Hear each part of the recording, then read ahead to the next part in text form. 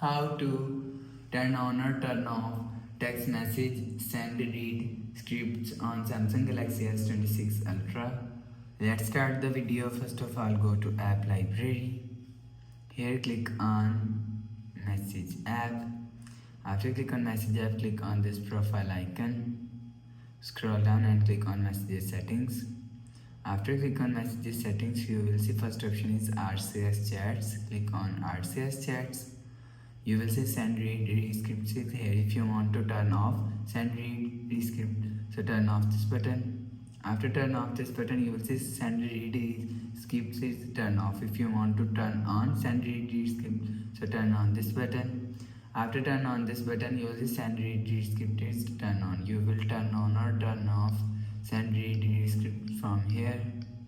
After the process, go back to home screen. So that's how you can turn on or turn off text message send read rescript on Samsung Galaxy S26 Ultra. If you like the video, please subscribe. Thanks for watching.